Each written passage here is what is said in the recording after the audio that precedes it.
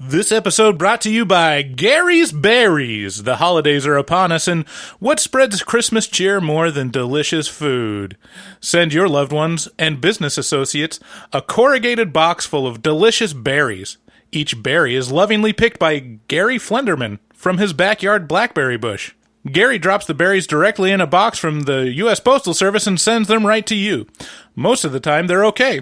Place your order of Gary's Berries soon, because he's starting to run out of blackberries. What if you don't like blackberries, you ask? Well, why? Blackberries are delicious. Go to garysberries.com with 2 R's in Gary and 1 R in berries and enter in code HMT at checkout to get twice as much berries for twice the price. Hello, and welcome to Horror Movie Talk, an opinionated and accidentally funny horror movie review show. Your schlubby hosts each week are Bryce Hansen, an angry man who is always right, and David Day, an angry man who is always right. New theatrical releases always get priority, but we also review older horror movies, both good and horrible. I'm Bryce Hansen. And I'm David Day. We've melded into the same person. Right. It's come full circle this week. Yeah. Shit hit the fan earlier in this week, and Bryce and I had a tiff like a married couple. Yeah. It takes... I'd like to say it takes a lot to make me yell in an argument, but I don't think it really does. I think it just takes certain personality conflicts. Is that what you think? Maybe. Yeah. Is that really what you think? Click. Yeah. Yeah, that's what I think. Yeah. Oh, okay. Click. If any listeners out there want to strain your relationship, start a podcast with someone you like. We hugged it out. We did. We're all good. I can't stay mad at you, baby. No, I can't stay mad at you. I love you. We kissed and made up. Gave each other hand jobs. It was great. All right, everyone. Enough about us. Actually, just kidding. Not enough about us. Go to our website, horrormovietalk.com. We're also on social media. You'll find all the links on the website. Also, we just joined the Amazon Associates program, which means you can support the podcast finally. I know you've been waiting to, by buying or renting any movie or product on Amazon if you click through the green button in the header of our website. Right at the top. Click through that button to help out the podcast. Better yet, bookmark that link and use it whenever you go shopping in Amazon. So you're all going to buy Christmas presents anyways. Why not just use our link so we can wet our beaks? Yeah, it'll be sweet. So, yeah, I wrote down. So just click through our link to feed our hungry beaks. We appreciate it. Also, we're still doing the audience survey.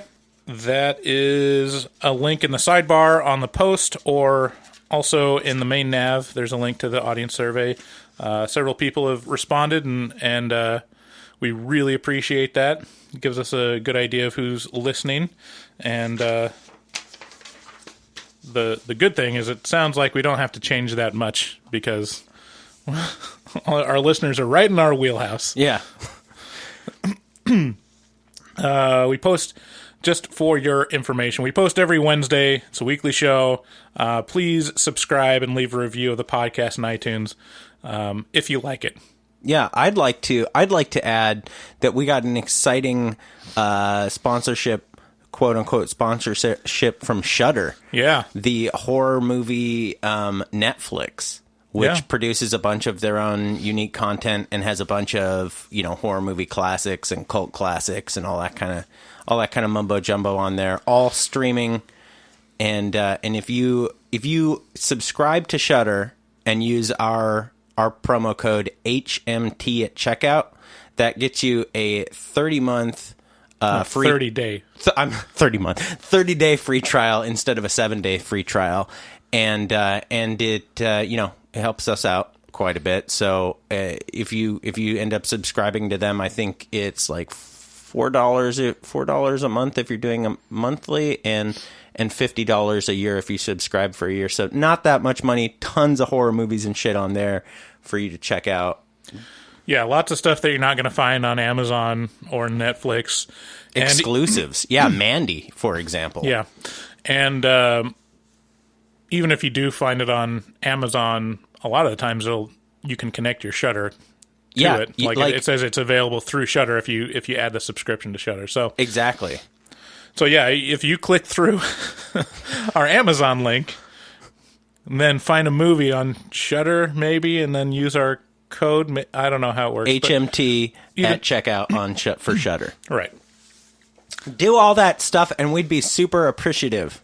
Not that we're not already. We haven't done anything for you yet this episode. So maybe we'll just mention all that again at the end. Yeah. It's nice having, what are we at? 8 minutes of just talking about ourselves. Yeah. That's great. Yeah, whatever. All right, let's get into the show. Today, we will be talking about The House That Jack Built. Director's cut. Director's cut.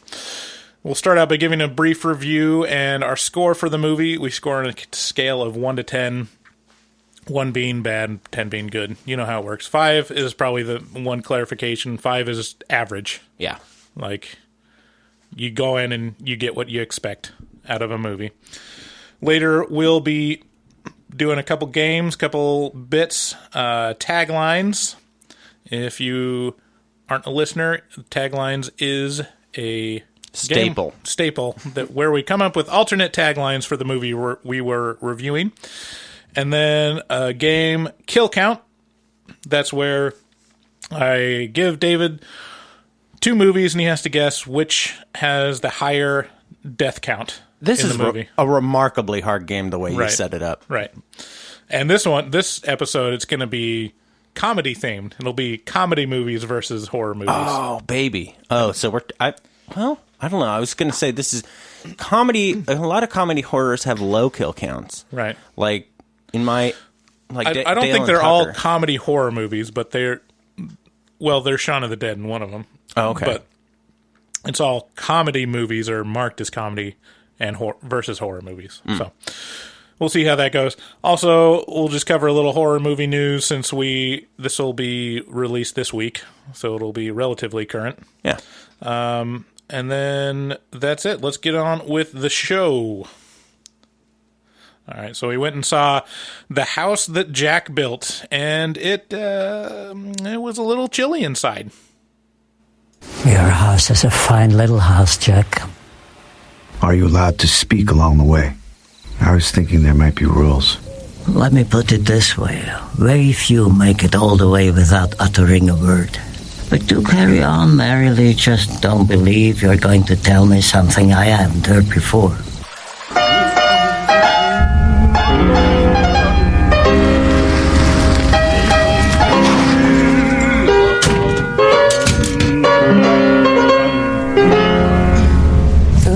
That was maybe a mistake. What was maybe a mistake? Me getting in this car with you. You might as well be a serial killer.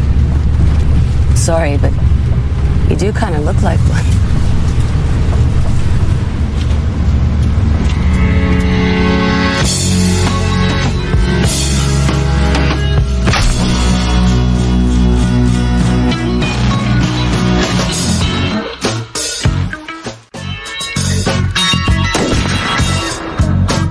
Like screaming. I definitely think that you should. Nobody wants to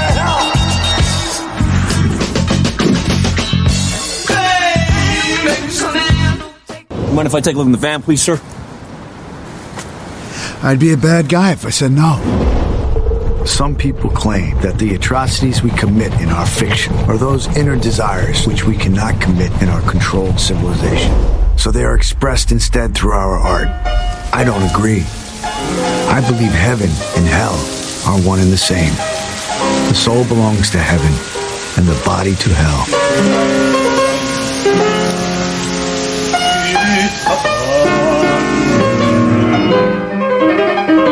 When I think about all the things I've done in my life without in any way resulting in punishment,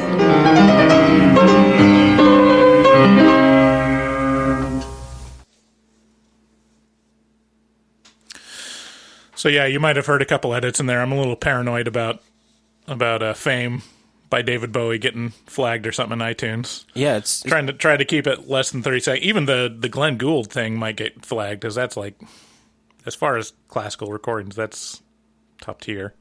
Those bots they got listening they're pretty brutal, and they're accurate too. They know Yeah. exactly what you... We'll see how it goes. I know.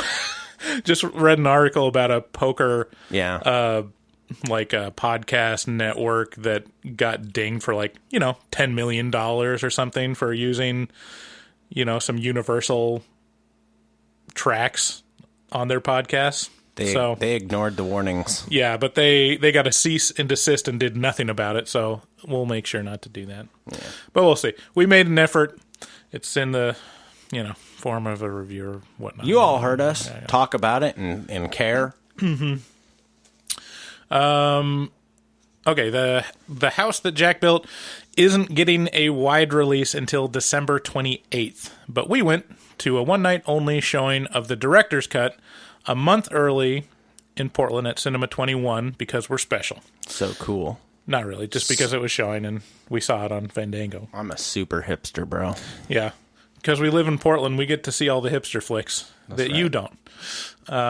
If you're one of the listeners in Australia or something, I'm assuming. Burn.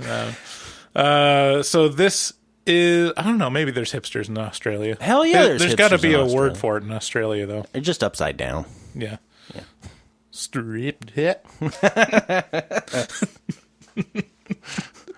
should play that backwards and see what it actually makes. Hipster. The film tells the story of an unassuming yet prolific serial killer named Jack through a series of 5 short vignettes of some of his notable kills. It's told over the course of 12 years from mid to late 70s to mid to late 80s, I think. I know that it takes place when Mount St. Helens erupted, which is 80. Yeah. It's definitely in Washington State. Yeah, it's in the rural Pacific Northwest. Jack's nom de guerre is Mr. Sophistication, which he writes on the grisly photos he takes of his victims. Throughout this film, Jack's descriptions of his personal condition, problems, and thoughts are told through a recurring conversation with an unknown Verge. What's that? When you say Verge? Virgil. The guy, that was his name. He refers to him as Verge. That's right. Yeah. Jack views himself as a sophisticated man, and the story is told through his own mixture of arrogant and narcissistic sophistry. If that sounds like a pretty pretentious serial killer movie, well, I'd be lying if I say it wasn't. Yeah, hell yeah. The film is directed by Lars von Trier, who also directed all those art house movies you meant to see but never got around to. Jack is played by Matt Dillon, which is probably the best part of the movie. I thought he did a fantastic job. I don't know. Do you agree with that? Did you like him in this? I did like him in this. This movie irritated me to my core. This is a very split review between the last couple we've done have been pretty split between the two of us. Yeah, which is interesting because we started out really on the same page, and then we just kind of we got off the path from each other. But this, we're usually on the same side of 5. Yeah. We're on the same side of average. Yeah.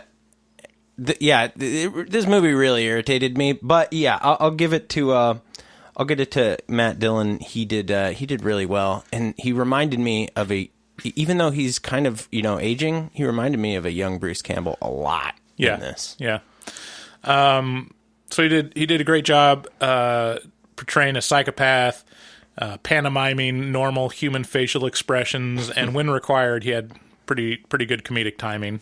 That was really aside from how strikingly similar he does look to Bruce Campbell, all of his comedic timing was really dead on too, which is reminiscent. Yeah. Jack acts as the film's unreliable narrator and tells the story of his failings and mental illness from his elevated perspective of himself and his quote-unquote art.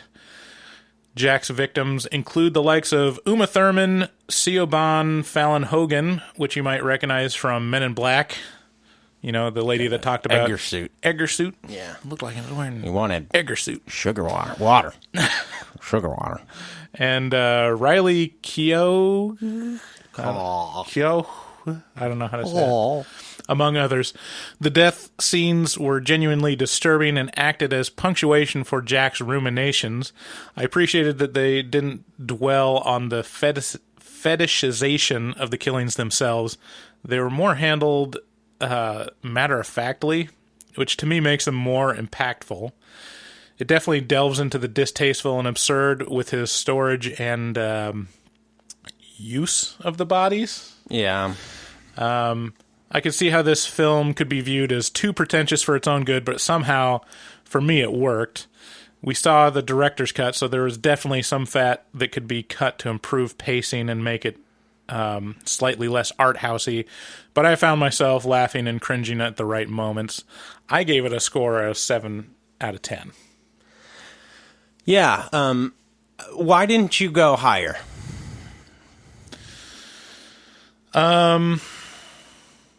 Is it? I mean, I wasn't super excited about it. It wasn't like it was interesting. It was better than average, but I wasn't blown away by it, and it's not like top of the list for me.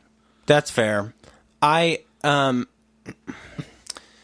had a hard time with this movie because I really did enjoy it for the first half hour or an hour. Mm-hmm. It was, and then it committed some sins that really bothered me a whole lot. And it progressively got more and more preachy and weird to me, to the point where it stopped being charming and fun, and it just started being pretentious and douchey. So I don't. It's hard for me to say, and the fact that this is the director's cut, I'd like to see the theatrical release, but I don't know. This is somewhere between a 4 and a 5 for me. It's about. I mean, despite how much it bothered me, like the part, it's not terrible. Mm-hmm. You know, it's just it really did offend my sensibilities a little bit. And it was obvious that that was done like to be edgy. Like it wasn't done because it was like it needed to be done for the art of the movie. It was like 3 edgy, 5 me, you know? Right. I mean, I have a theory about that, and we can delve more into it when we talk more about the movie, which why don't we do right now? Okay.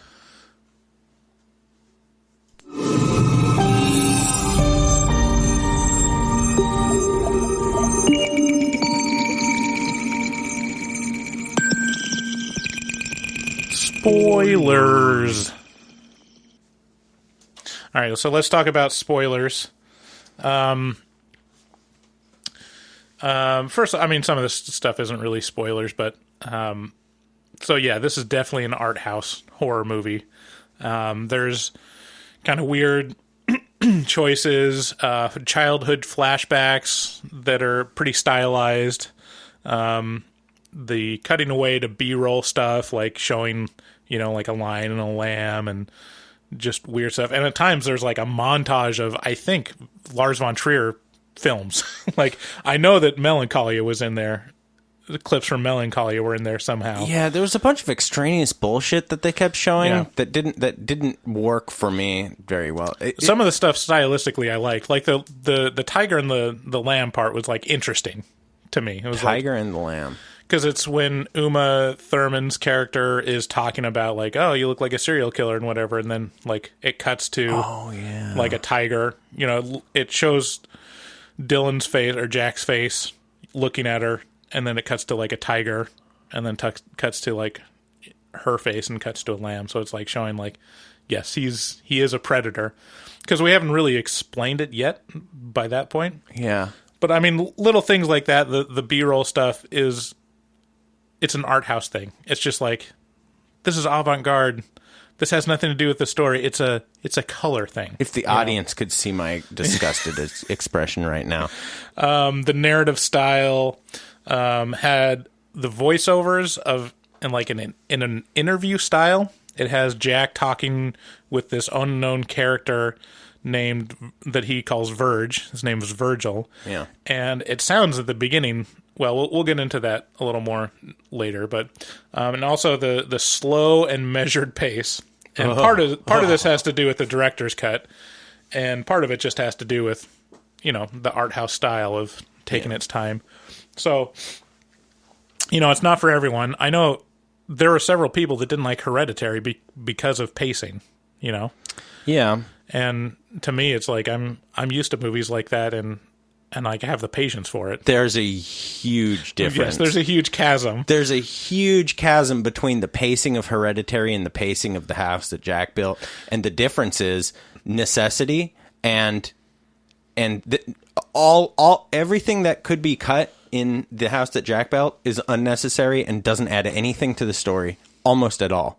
I mean, there's an argument to be made about keeping that stylistic stuff, but doing quicker cuts, like making it like Sure. MTV style. Like I can think of, like Requiem for a Dream.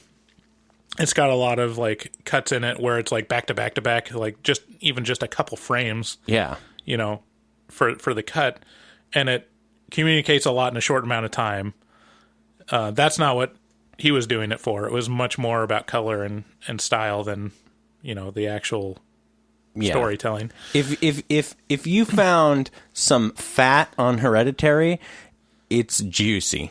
If you found some fat on The House that Jack built, it's just fucking flair. Yeah, it's like grizzle. Yeah, it's not great. I mean, so for me, like a good example of the pacing that worked, and as I was watching it and thinking, in the back of my mind the whole time I was watching, it was like, this is a director's cut. I have to like understand that this is, his taste. He wants to tell the story this exact way. The good example of it is after the second killing, when he's, subject to OCD, and he like keeps going. That was great. Going back, like that's when it really works. Like all the cutting back to like his mental image of like what did he miss, and going back, and he goes back like two or three more times than a normal movie would have done. Right. It was fabulous. It went right back to the well over and over again. And in terms of like storytelling, like it was very much more novelistic of just taking your time and showing what the reality is, and the reality is boring. Right. Yeah. I'd like to set that up just a little bit more. So he's got a taste for blood as a serial killer at this point. Right. And so he approaches this kind of stranger's house, and he knocks on her door, and he like talks his way into her house after, a long effort. This is the lady that was in Men in Black. Right. A lot of effort trying to get into her house. And then he just goes and he murders her. Yeah. And then there's some dialogue in his head about like, I got some fucking OCD, man. And then so he goes and he cleans up the kill. And then he gets ready to drive away in his van, and then his OCD kicks in, and he like thinks about, oh man, there's probably all this blood over here under the lamp. Maybe I left a lot of blood under the lamp. And it shows him in his mind like going back to the scene of the crime and lifting up the rug and like having a little spot of blood, and he's like, oh shit, did I clean under the rug? And then he shows him going back in and cleaning it up, and then coming out in the van, and then it happens again, and it happens again like. A normal movie would have showed it 2 times. This movie showed it like 6 times. Yeah. It was fabulous. And I loved it. And it worked really well. Yeah. And I could not stop laughing at that part. It's one of those where it gets funny, it stops being funny, and then it gets funny again. Yeah, it gets more and more ridiculous. And unfortunately, that's the kind of thing that's not going to make it into wide release, I would assume. That has to make it into where that would be if that. Yeah, I hope that it would, because that part did work. It worked really well. Like I loved it. But yeah, I mean that kind of thing. It shows, and that was early in the movie, and it shows the director was taking his time to like really hit it home what he wanted the audience to know, to understand about this character. It's perfect, and it works because. The thing he's talking about is OCD, and OCD is belabored and terrible. Right. And exactly as shown here, it's like, it's too much. That's what it's about. Right. So later in the movie, it's not as important to belabor the points that it's making. Right. And it gets just a little tiresome for how slow it is. But again, like I said, I gave it the caveat of it's a director's cut, so I knew I was going to be a little bored. Yeah. And so I'm like, all right, whatever. That's fair. So let's talk a little bit more about about Matt Dillon's performance. I mean, it was a solid performance. You know, I mean, even just watching the trailer, I really liked the choices that he made with it, and just like the little smirks and smiles. Yeah, I mean, I really felt strongly about him as a character. So, and not all, like, it started out like, oh, this is fun and funny, and then it got his character became more and more reprehensible, and I really hated him towards the end. Right, like, when he was dealing with that blonde girl, like, he was. I fucking hated him. Like, I was like, what a dickhead. Like, just what a total dick. Well, I mean, it's a pretty good representation of a psychopath. Like, it's a, and that's what made it so interesting to me, is like the killings in it and stuff. It wasn't about like, oh, he's a monster. He's like an animal. It's like, yeah, but also he's just a human being with no empathy at all. I like my psychopaths flaming. I want Christian Bale in American Psycho. See, I thought it's a good comparison. I thought he like what's his name? What's the character in American Psycho? Oh, holy shit. Bateman. Yeah, Patrick Bateman. So I mean, it's pretty comparable to Patrick Bateman, because it's like he's a normal person mimicking human emotion most of the time, and you can see it in his eyes. It's like he's got the shark eyes. He's got the Tom Cruise eyes. The problem is the difference between Patrick Bateman and Jack is Patrick Bateman is played by someone with almost no personality that I can discern. Well, I know that Christian Bale, when he talked about Patrick Bateman as a character, he specifically said he watched Tom Cruise to try to like get that dead shark eyes, right? You know, just like showing the, like, you have no idea what's behind. This is really interesting. This is really interesting to me because Patrick Bateman is one of my very favorite characters ever. And Christian Bale is probably my favorite actor of all time. Mm-hmm. And the reason I like Christian Bale so much as an actor is because I can't see him having a person. Like, there are a few actors who are so good at ditching whoever they are and becoming this new thing that I believe it every time, because they're almost a blank slate to begin with. Right. And what's it? But Matt Dillon, while an excellent actor and does a very good job of portraying a psychopath, I still look at him and I go, he's a person. You know? Whereas, like, Patrick Bateman to me is a psychopath. Right. You know? A little bit more about the character of Jack. So, yeah, first and foremost, he's a psychopath.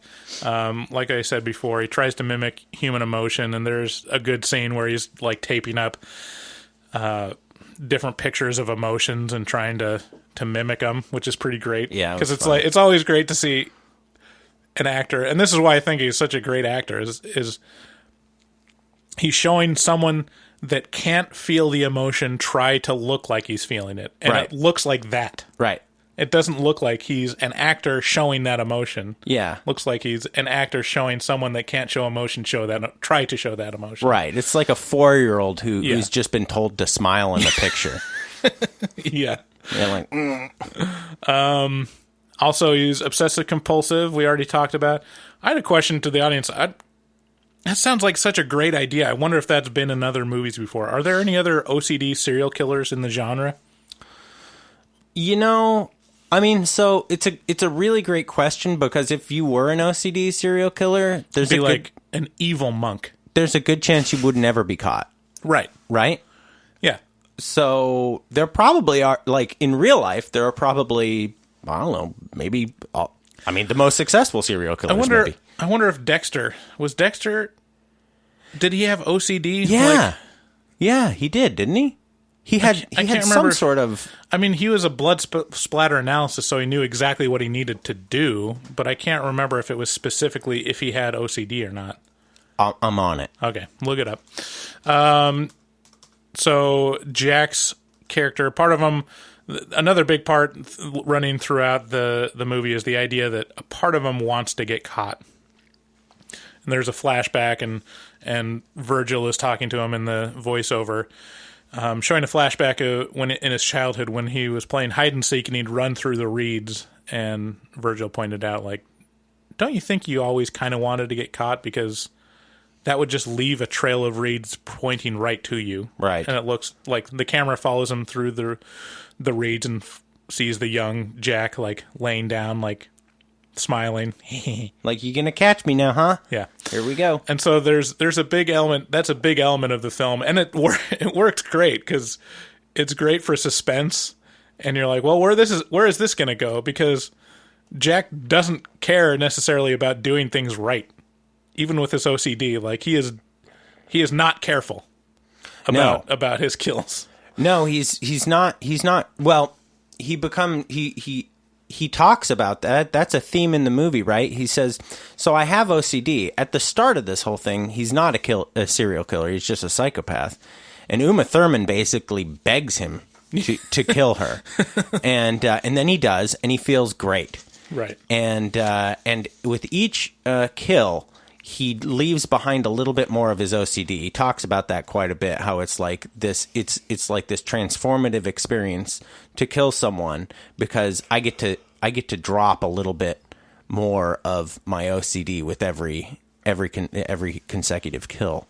I didn't notice that theme, but yeah, that makes sense. That's what he kept talking about. He kept saying I became more and more reckless because I got freer and freer from this OCD. Right. So But I mean, that's funny because the same murder where he is showing the OCD cleaning up the house, like that's the one where he drags the lady behind the truck and leaves like a literal trail of blood and body debris, gore. Just like it's like what's that movie? The Peanut Butter Gang or whatever. Did you ever watch that movie? No. All I remember from it is that they left a trail of paint behind the truck. I don't remember anything about that movie other than it was weird. Imagine. But it was like a trail right to him, and then it rained and washed it all away. Yeah. Imagine tying. Okay. It's audience. like a human crayon. Let's just. I don't need to go into my explanation. Yeah, he just ties her up to the back of his van and drives for like 10 miles. And she's dead. Well, she was dead to begin with. Yeah. But she's deader now. Yeah. And also, another big part of his character is he is a shitty architect. Yeah, man. He did not tend to, like you were saying before, he didn't tend to care about doing things right. Mm-hmm. Because he was a terrible architect. Mm-hmm. I mean, he was building this dream house of his, but he kept having to tear it down and do it over because the materials he was choosing weren't right, or the floor plan wasn't right, or whatever. Yeah, I don't know how much that says about him as a serial killer or just a flawed character. It's an interesting little mechanic. Man, I got a lot of gas today. Oh, that's good to know. I'm gonna hear a lot of burping in the side. I'm a big fan of podcasts and radio shows that leave the burps in. You know, Howard Stern's big on that. Mm-hmm. All the vile, horrible podcasts that I listen to leave it in. Mm-hmm. Yeah, Bert Kreischer and let us know in the comments. And your mom's house. Let us know in the listener survey on the website. These guys burp a lot. And the Mr. Sophistication thing, and believing that his killing is his art. It more has to do about just how arrogant he is, of just like, I'm very important, and this is important what I'm doing, and like this is above you, but it's not. I mean, it's just gruesome and absurd. Yeah. Most of the time. Yeah. It's such a weird line that Yeah. this guy, what's it, Von Trier? Mm-hmm. What's his full Lars name? von Trier. Lars. Fucking Lars. It's such a weird line that he tries to draw because, yeah, he's making all the correct points, right? To, like, avoid... It's a troll move, you know? This movie was, to me, it was a troll move because it got away with doing some really fucked up shit in the name of denouncing that fucked up shit, right? Yeah, and we'll get more into that in a minute because I want to talk about that specifically. But first, I want to talk about the character of Virgil. So it starts out pretty cool. Like you just hear his voice, and you're assuming it's like a therapist. I thought it might be like a court-appointed therapist or someone like analyzing him for trial or something. And then slowly it reveals more about Virgil and what's going on with Virgil and Jack in this voiceover. I didn't really catch what was going on with Virgil. Yeah, and it's tied to the ending. It's explained in the epilogue, but about halfway through the film, they explain who Virgil is, and it's Virgil, The angel? the poet. I don't know who that is. Virgil wrote the Aeneid. Aeneid. Okay. It's one of the famous, Roman poetry things. It's basically like the sequel to the Iliad and Odyssey. Oh, okay. So I mean, it's like up there on mythology and stuff, and telling the story of it's either the founding of Rome or I haven't read it. I have it, but I still haven't read it. But the founding of Rome, or or talking more about the Trojan War or something. See, suddenly my interest is super piqued because I love this kind of shit, like Hyperion, where they're like, the poet Keats is this important character, and I'm like, tell me more about Keats. Yeah. I don't know why I care. And then the other thing about Virgil, the more apt literary reference is Dante's Inferno. In Dante's Inferno, Virgil was who led Dante through hell and purgatory. Oh, shit. So that, it was basically, and I mean literally in the epilogue, was showing Jack going through being led through the depths of hell. Yeah, descending through the circles of hell, a la Dante's Inferno, and he was being led by Virgil, exactly like Dante was. Yeah. It did have a bit of a as above, so below feel to it. So how... I mean, how pretentious does that sound? I mean, that's pretty good art house right there. Yeah. That's about as art housey as you get. Talking about Dante's Inferno. Literary references and, Anyway, so that was interesting to me. The killings, so 5 acts, several more killings than that.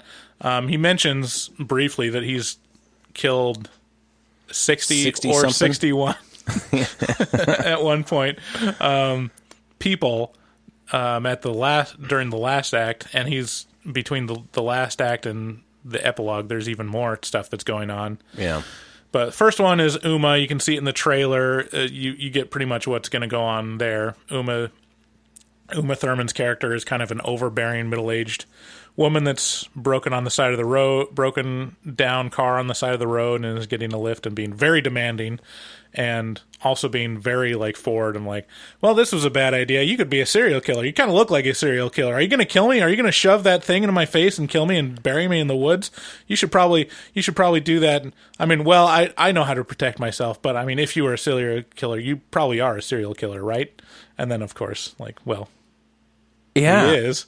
Well, but he wasn't, I don't think, until then. He so didn't want to have anything to do with her. He was like, lady, I got fucking shit to do. And then she just kept foisting herself on him and basically and basically making a case to kill her. She was like, I'm so annoying, right? She's like, right. I bet you wish you could kill me. And then the other thing that occurs to me as we're talking about this is Uma Thurman is playing a role that you've seen before, and it's any role where she's been directed by Quentin Tarantino. That's the role Uma Thurman is playing in this film. Kind of pretentious and annoying, but beautiful and just kind of telling you what to do. kind of. I don't know. Maybe I don't see the parallel, but I don't know. It's a role I've seen Uma play before in Kill Bill and Pulp Fiction, and it's just a headstrong woman who is very demanding. I guess in that terms, yes, is very demanding, and it just is so. It reminds me of her of those roles so much. I guess the differentiation for me is that yes, she's a strong woman, but in this movie, she's specifically annoying and presumptuous. Yeah, is what changes it. Like in the other movies, she's in charge and like kicking ass. Yeah. Usually,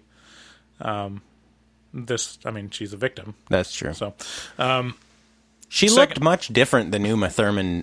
Like they did something weird thing to her nose. It was hard for me. It was hard for me to realize that it was her at first. Yeah, I can't put my finger on it whether there was cosmetic stuff or if she's just getting a little older and a little puffier. Like I mean, she still looks great. Yeah, but she looks older. Yeah, more believable as a like I couldn't imagine her 10 years ago being able to play a middle-aged woman broken down on the side of the road. Like, no, be like, no, that's not. Yeah, she did a great job. I wish she had been in it for longer because she's a great actress and I like her a lot. And yeah, me too. Second killing, we already talked about a lot. The Men in Black lady, he talks his way into her house like very lamely, and that was a great comedic part. He's like, "Hey, yeah, I'm a cop," and she's like, "Show me your badge." Good news, I don't have a badge, but it's because I got a promotion. You're probably wondering why that's good news. And she's like, what? And he's like, actually, I'm an insurance salesman. You passed the test. And it's all just like she's very skeptical. And then he's like, I'm going to make you twice as much money from your dead husband's pension. She's like, really? All right, come right in. Go on. On one hand, it's like showing a very realistic, like, suspicion, but also in some ways they're very realistic that some people are suckers when it comes to I can make you money. I can give you more money, and that's the end. So he goes in and very simply just strangles her to death, and it's like pretty crappy job. Like he messes up. He has to like redo it a couple times or something like that, and then that's the one where he's all OCDing out. Which is from what I understand, is a fairly realistic interpretation of strangling someone. It is very difficult to kill someone with your hands. Right. And then in the next story, it's just some random lady. Or so I've heard. And he talks about... Should I be worried? I mean, you kind of look like a serial killer, David. I mean, you could just kill me right now in this podcast. Mm-hmm. I mean, it could be just all a ruse. It might be. We'll just have to see how many episodes you get going. I'm sorry, go ahead. So the next killing makes the point specifically that he has gotten better at strangling people to death, and shows that. And it's like, okay, yeah. But it also shows that he's gotten a lot more reckless, because like he takes that lady into the freezer, and then one of the things he does is take pictures of the victims, like posed and stuff. And then he's like, I didn't get a great shot. And so he takes her out of the freezer all rigor mortis and frozen. Like drags her back to the apartment. On the way, runs over someone that's walking along the side of the road and takes them too. Because he just couldn't help it. And then he takes a bunch of photos. And then that's the point at... Well, I guess that's not really the point at which it turns, but it ups the level of absurdity and the gallows humor of it. It's like there's blood in the water. Yeah. Right? It's like he's frenzied. Because he shows, he's posing them, and the one lady is stuck in the one pose that she was frozen in. And then it shows them doing all this weird poses and stuff, and with these bodies. And it is kind of funny, but it is like really, really tasteless. all with the intent to fuel his art, right? Right. The purpose behind him taking pictures is the pictures are his artwork, where he's taking, what was once an ugly person and making them into beautiful art. The fourth is like, he's all of a sudden a family man, and he has, like, I mean, did it say he was married? It looked like his wife and kids, but it might have been just a woman and her kids. I think it was just a woman and her kids. This is where it jumped the shark like a fucking madman. Yeah, so this is probably why I liked it and why David didn't, because at this point it starts becoming much, much more like along the vein of Human Centipede and less along the lines of like a traditional serial killer. And because this is the part that's like truly disturbing, because he takes this woman and her 2 kids out for a picnic and going hunting, and he like sets up in this tree stand and is showing this kid like how to shoot and like the responsibility of hunting and the history of hunting, because he's Mr. Sophistication, right? Very nice. And talking about it, and then at one point he does shoot a deer, or it shows like a shot of showing a deer, which I just have to take a sidebar, was one of the most interesting parts as an audience member, because in Portland, among all these hipsters, like, no one was really blinking an eye about the horrific killings that were happening, but I did hear one, like, audible gasp when the deer was actually shot. He killed a deer. Just like, that's too far. And frankly, I agree. That's my problem with this movie. They killed the deer, and it's unacceptable. Right. No, that's not my problem.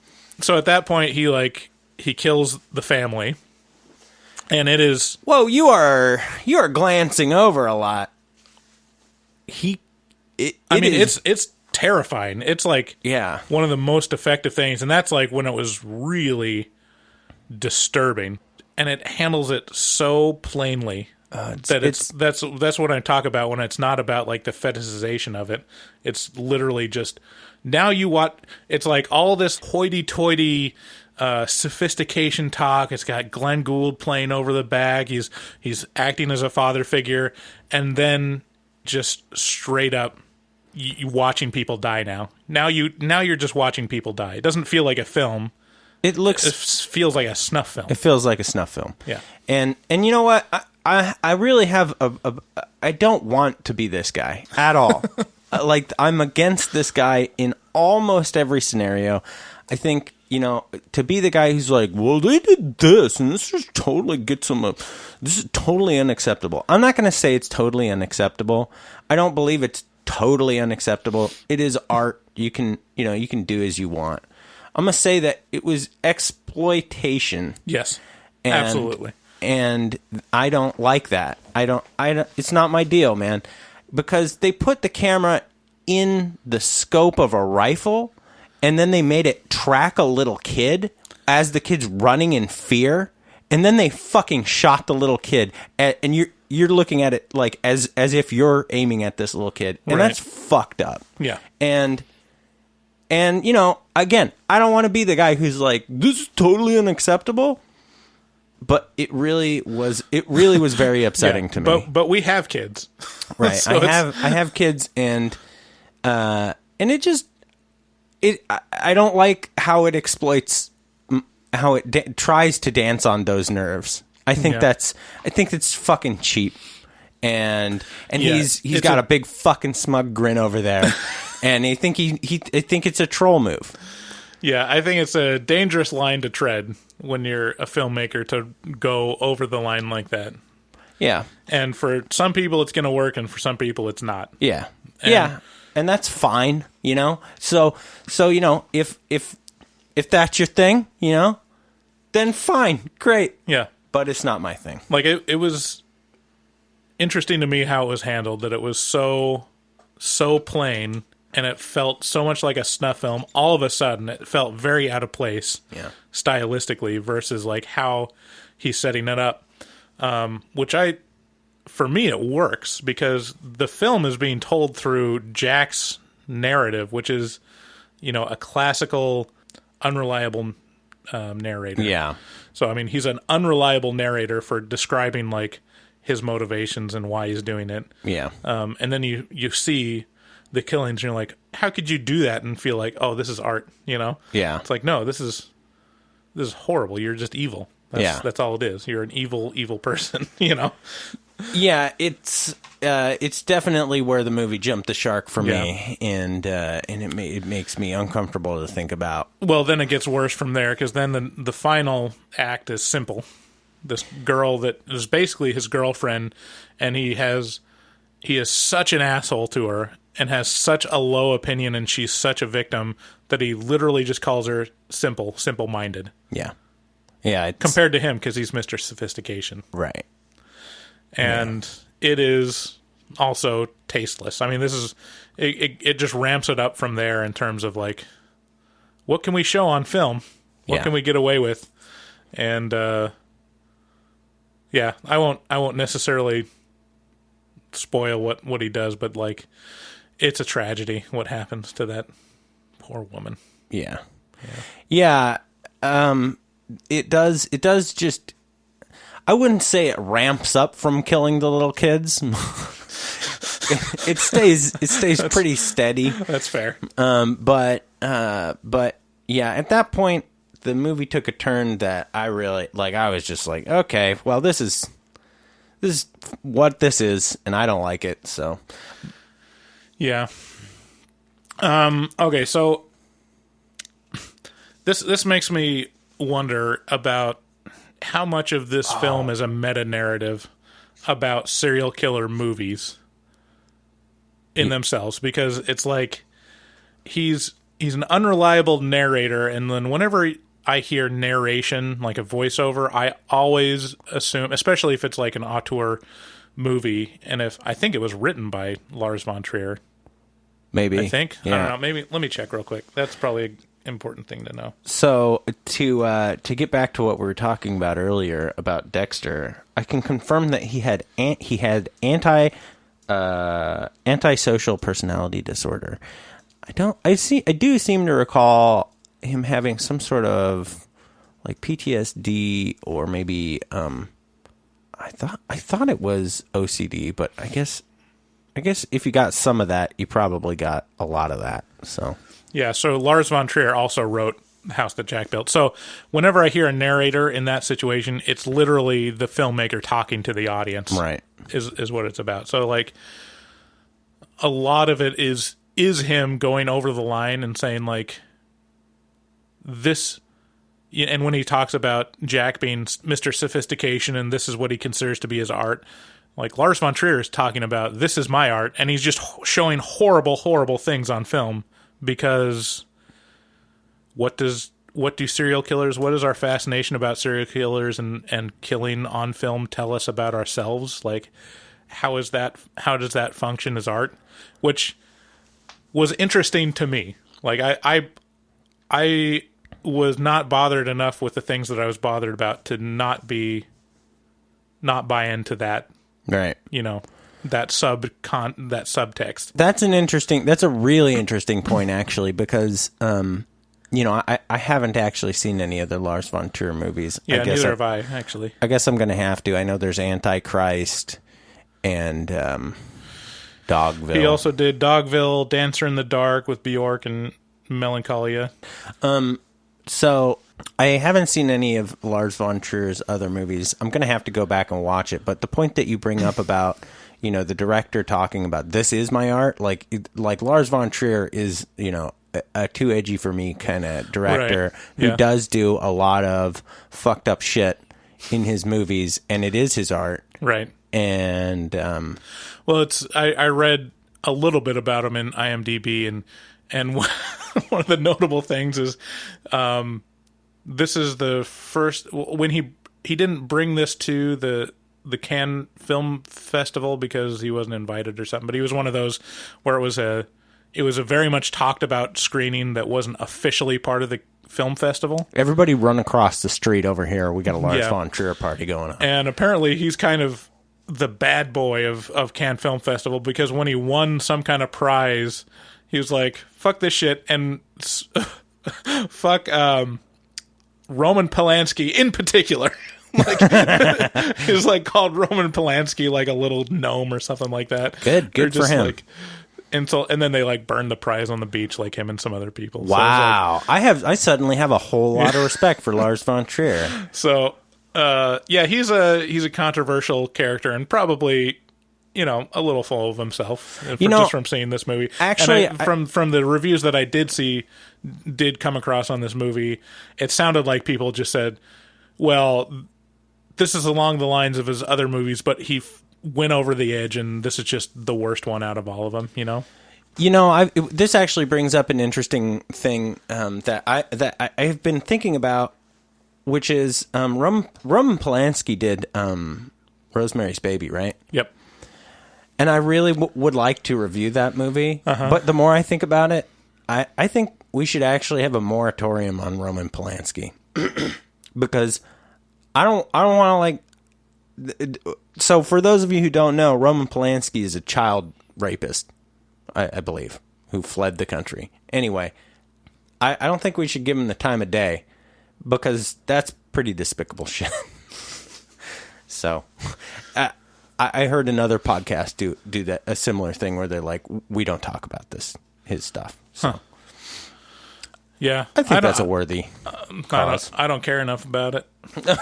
I like the movie. Yeah, like I would review it just because it's a movie.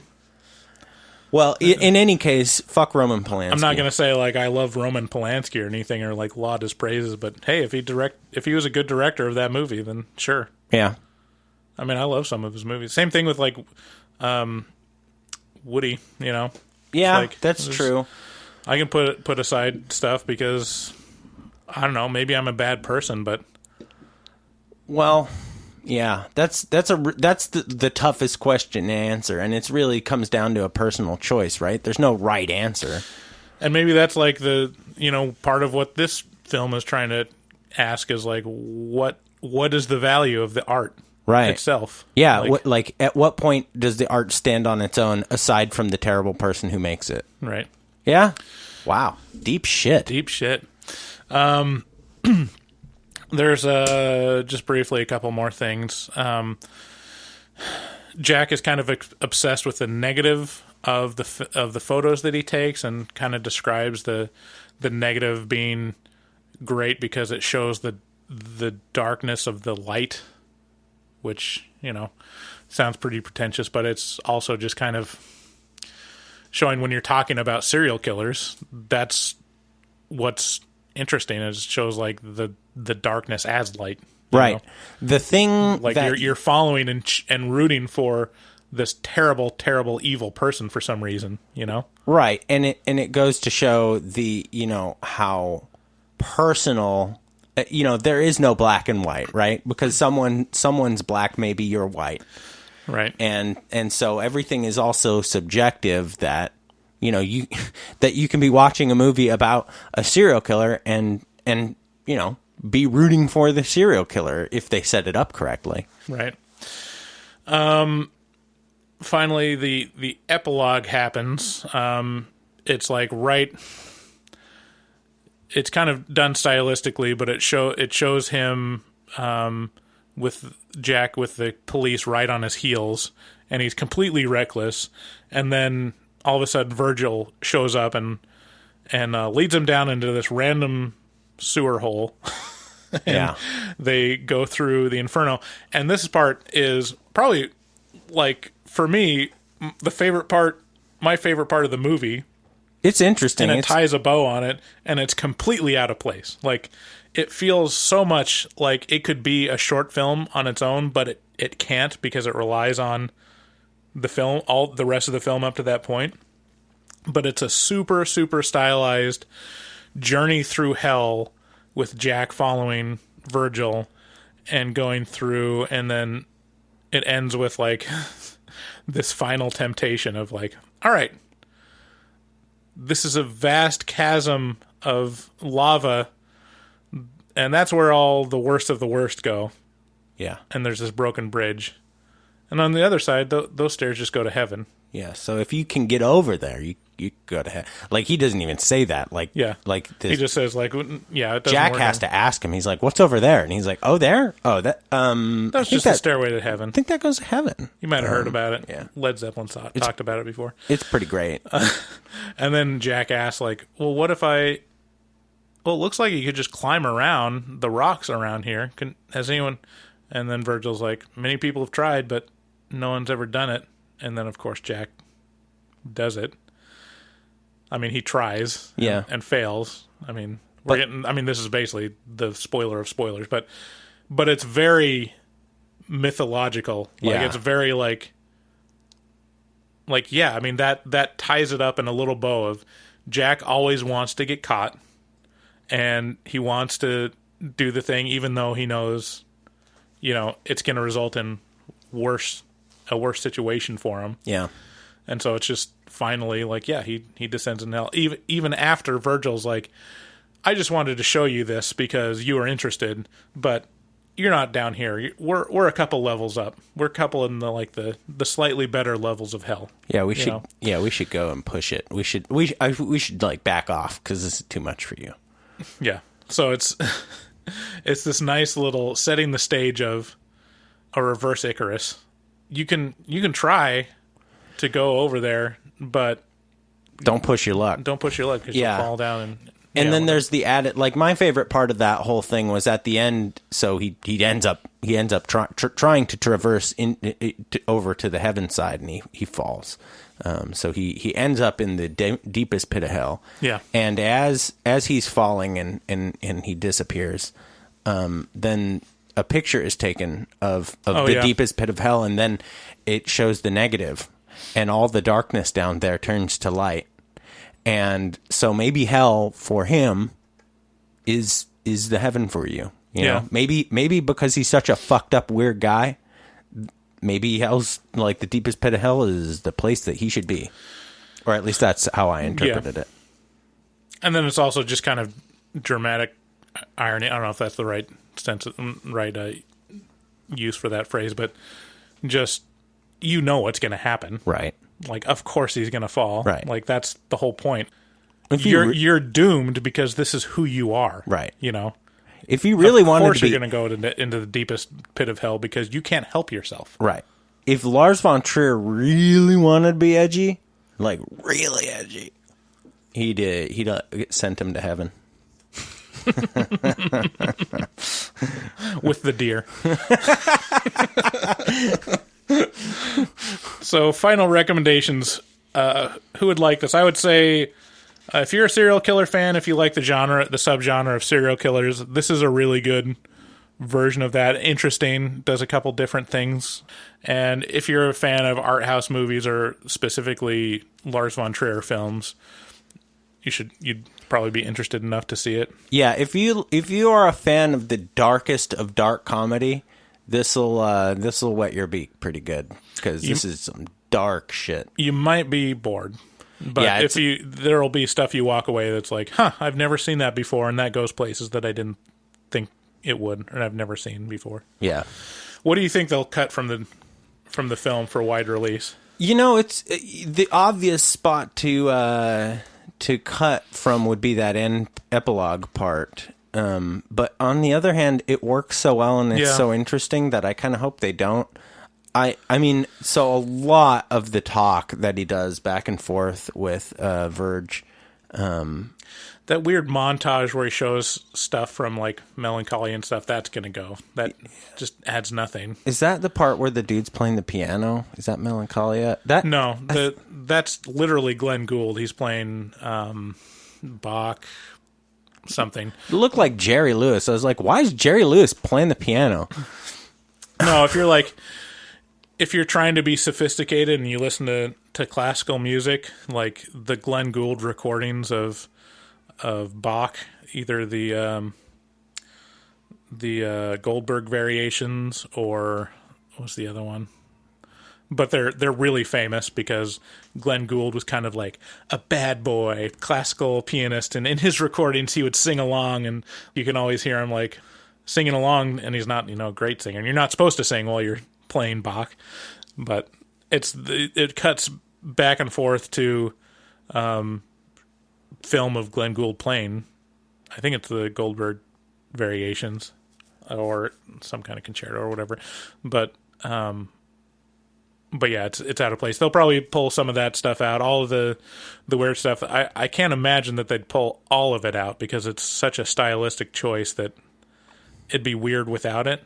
Yeah. Like it at some point it does add to it, but at some point it retracts from it. So some of that's got to go, and a lot of pacing. There's going to be a lot of stuff that's cut for pacing and time. It'll be really interesting to go and see that no matter. I really don't want to sit through this movie, I wonder if the family part, like the part where it goes over the line for you, if that stuff is going to get taken out. If you don't see the kid's knee explode, Yeah. Oh, we didn't even mention another. I don't want to. The other mention is he taxidermies the kid. That was so fucking inappropriate. It was so fucked up. He taxidermies this kid to have a smile and wave at him. So whenever he comes into his freezer where he keeps his bodies, this kid is waving at him. Boo. Which was, for me, hilarious. I'm not. Because I like the Human Centipede. I love that stuff. It's this is so tasteless and absurd that I almost just want to stand up and clap. Well, it takes all kinds. There it is. So with that, we're moving to taglines.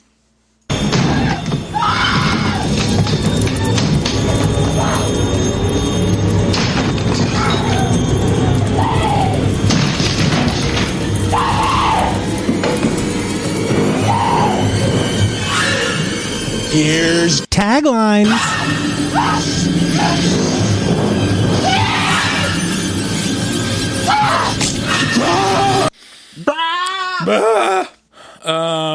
For some reason this one was hard for me. This wasn't so bad for me. How many you got? I got 3. Okay, I'll go first. Okay. The House That Jack Built. American Psycho, starring Bruce Campbell. The House That Jack Built. In rural America, no one can hear you scream. We should intro taglines, which is this is a bit where we where we write taglines that we think would be appropriate for the movie. I don't think this movie actually had any taglines written for it.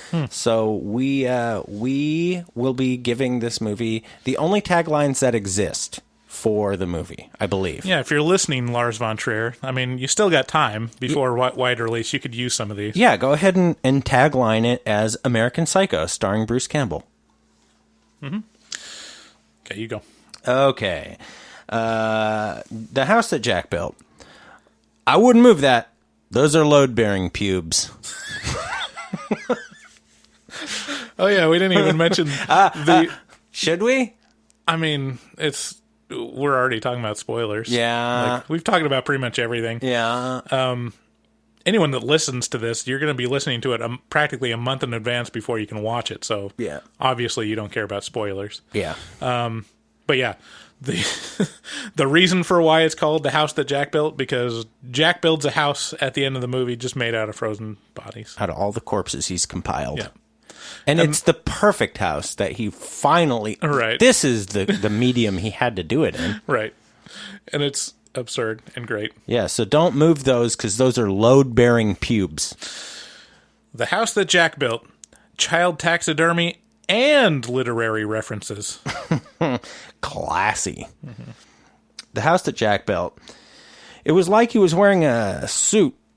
A Jack suit. He said he wanted water. Sugar water. Good.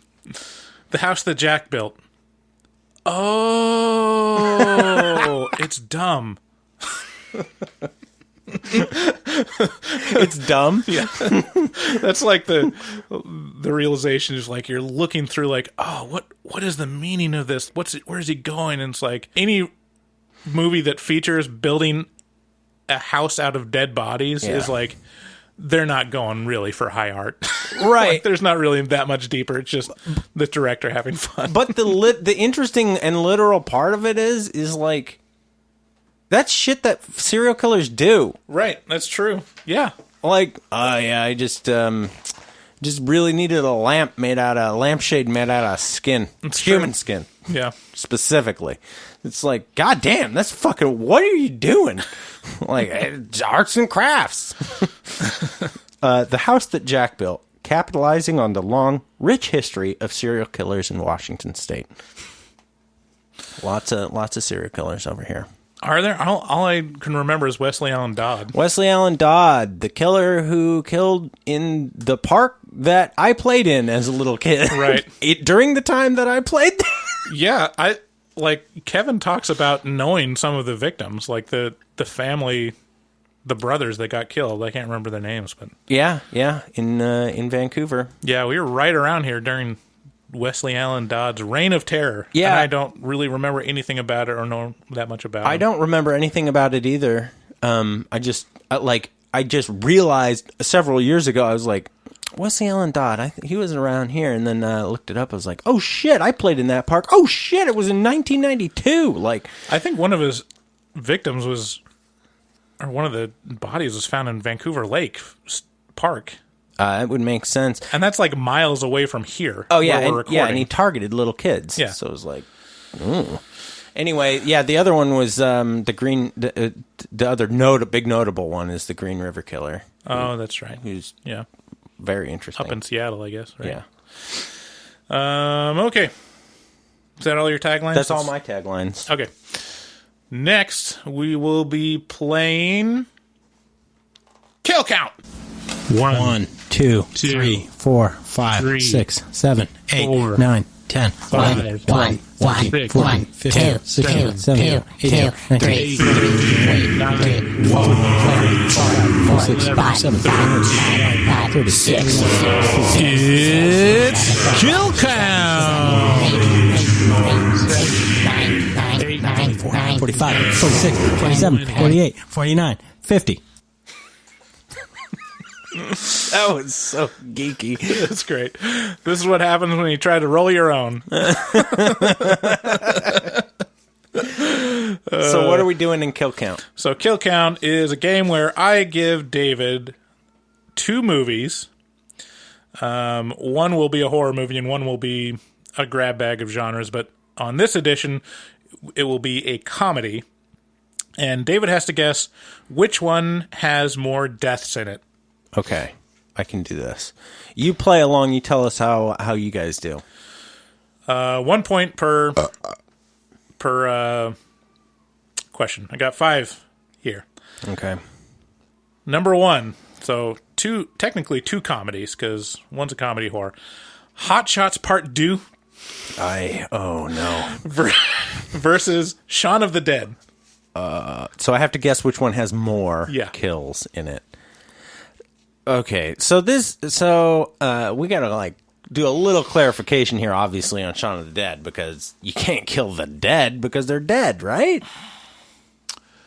Yeah, that's a good question. I would assume that it would include Killing the dead. zombies. Yeah, Yeah. probably. Just from a logic standpoint, right? Yeah, I would also assume, just looking at the number to give you a clue, it does not include all the zombies that don't get killed. Right. Just Right, because Like they've that been big- killed Yeah. to become zombies. Right. Right, that complicates things. Yeah. Let's take it from the logical standpoint of killing the zombies. whatever deaths you see on screen. Right. Okay. I think. It has been a long time since I've seen Hot Shots Part 2. Part two. So I'm going to go ahead and... What is that Charlie Sheen up to nowadays? Oh, man, that's a good question. He's getting healed by Cytidine. Our mutual... Please go buy Cytidine stock. Go buy Cytidine stock. Stock symbol CYDY right now. Anyways, So I'm it's a going to... Vancouver company also. by the Yeah, way. big deal. Let's check them out. Enter HMT at checkout. I'm going to go ahead and say Shaun of the Dead because I've seen that movie recently. It is Hot Shots Part 2. Damn it! I can't catch a break in this game. Hot Shots Part 2 has almost twice as much. Wow. In Hot Shots, it's 114 versus 60 Damn! in Shaun of the Dead. That's crazy. All right. American Psycho, number 2. American Psycho versus Gross Point Blank Oh, with John Cusack. oh boy. So John Cusack is a assassin in this movie. going to his high school reunion, if I remember correctly. I've never watched Grosse Pointe Blank because it's pretty good. It smacks of a bad movie to me. It's not great, but it does have one of like me and my friend's favorite lines, which is Dan Aykroyd. It has Dan Aykroyd as a serial killer. Is that right? Anyways, at one point he just yells "popcorn" before he like starts shooting at the guy. I think I have to see the movie just because everybody talks about it. So the kill count in American Psycho is not that high. He kills a few bums here and there, and he kills a few hookers, but it couldn't be more than like 15. So I'm gonna go ahead and I'm gonna go ahead and say Grosse Pointe Blank because it has an assassin. Yeah, you're really close, but wrong. Damn. American Psycho has 18 kills, and Grosse Pointe Blank has 16. God damn it! Dang. It's so close. Number 3. Gee darn it. Oh, you're just in the process of watching one of these too. Fear and Loathing in Las Vegas versus Creepshow. I'm in the middle of watching Creepshow right now. I paused it today. Mm-hmm. Fear and Loathing in Las Vegas versus Creepshow. Mm-hmm. Do people die in Fear and Loathing in Las Vegas? Apparently. To my knowledge, no one dies in that movie at all. I've seen that movie a ton. So in Creepshow, though, I've seen at least, well, let's see here, 1, 2, 3, 4. It's a high body count in Creepshow. I'm going to go Creepshow. You are correct. Okay.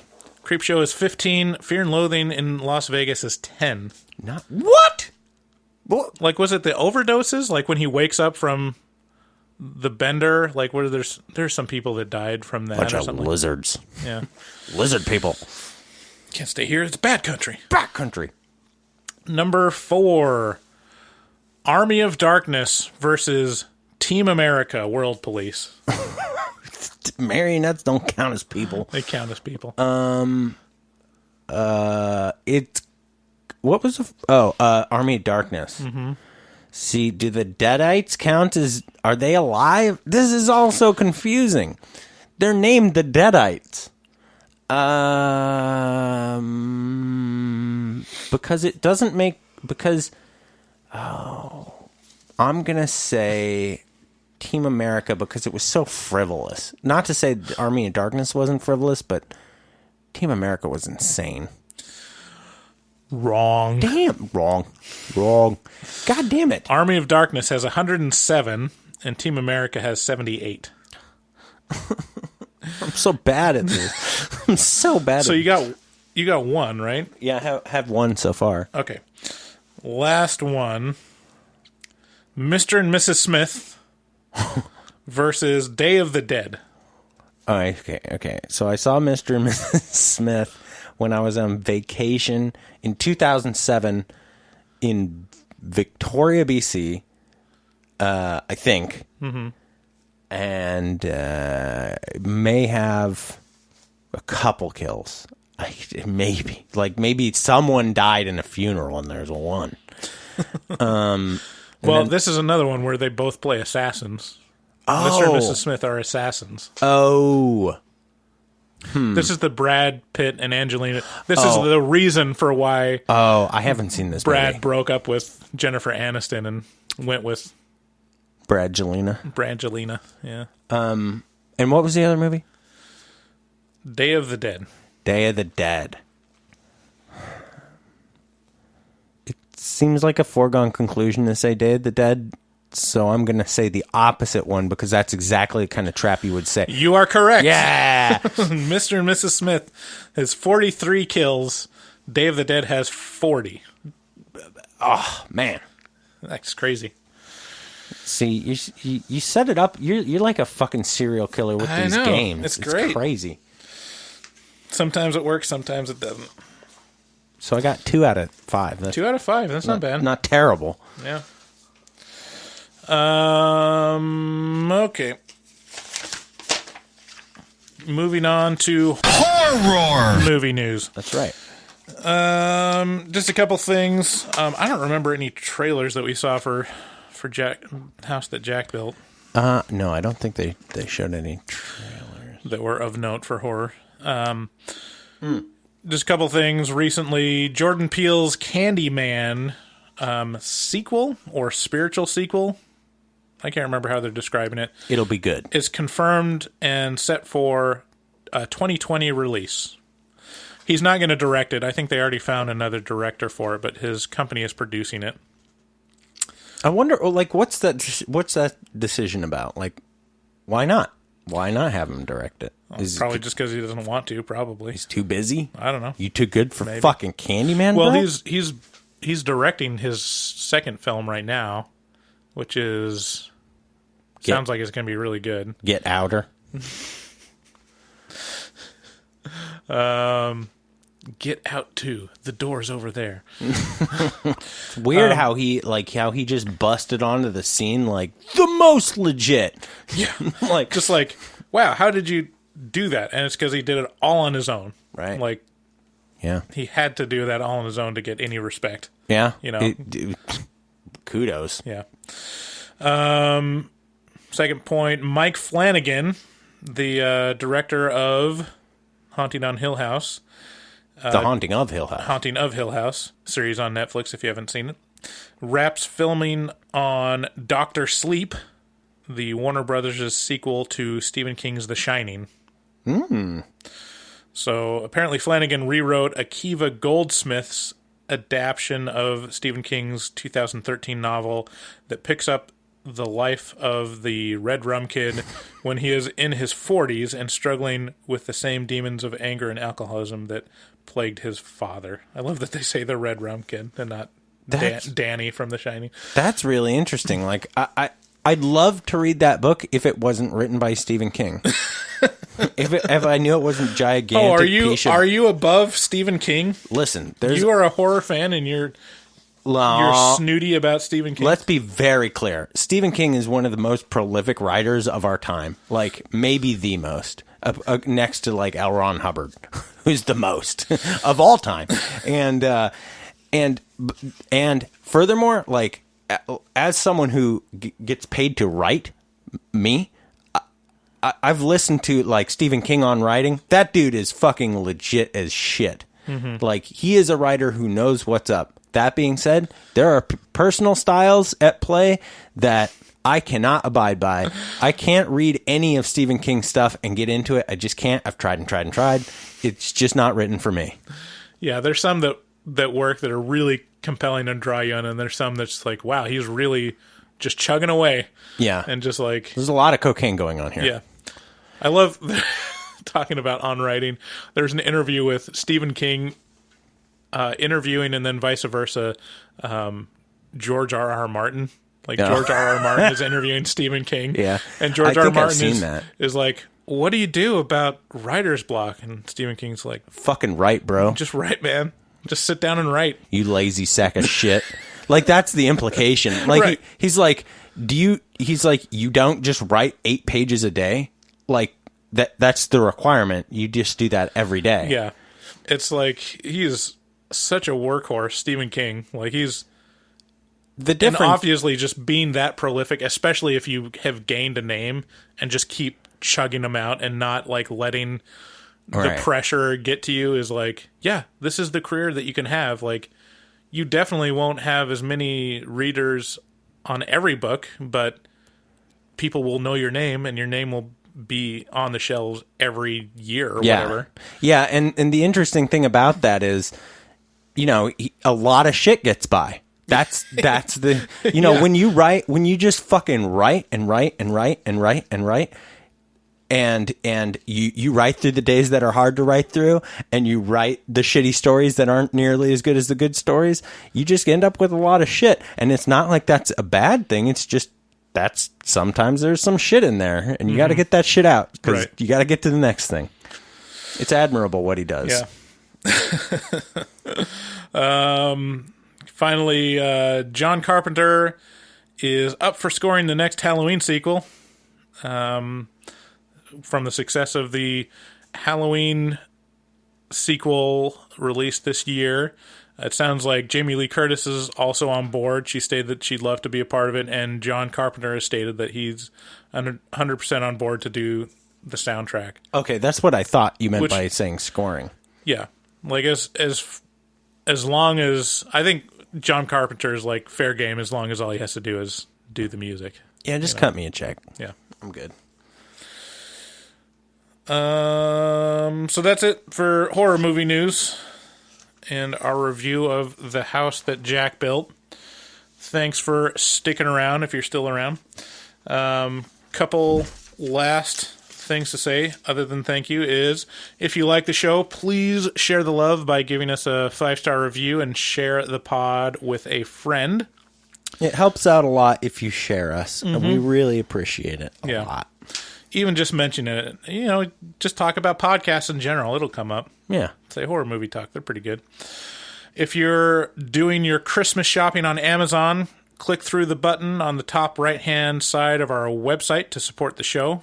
Small portion of what you spend on Amazon within a 24-hour period after clicking on that will go towards, offsetting the hosting and equipment costs here. So we would appreciate that.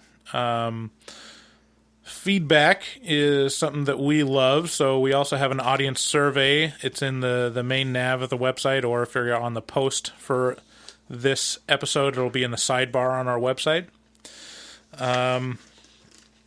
Yeah. Take a look at Shudder as well. Remember, if you enter HMT at checkout, you get a 30-day free trial of Shudder instead of a 7-day, and we get a little bit of love from Shudder. So check that out. It's a great streaming platform that has a bunch of exclusives and a lot of good, interesting, fun stuff on there. So HMT at checkout. Yeah, man. Even if you don't continue through and pay the exorbitant fee of $5 a month. Yeah, for access to a ton of great horror movies. It's like $3 a month because it's $50 a year. Oh yeah. Yeah. Like, even if you don't do that, like, you can get 30-day free trial. Yeah. Check it out. I'm sure you'll like it if you're listening to us. You must be a fanatic of horror, or fanatic of me or David, which is less likely. If you know us. So yes, thanks to Shudder for sponsoring the show. I think we can officially say that. Yeah. Right? Yeah. Again, thanks for listening. Reach out to us on social media. We're pretty hungry for any kind of communication. Twitter, Facebook. You can find all the links on the website, horrormovietalk.com. And that's it for the show. Thank you, and I love you. I love you too. Bye.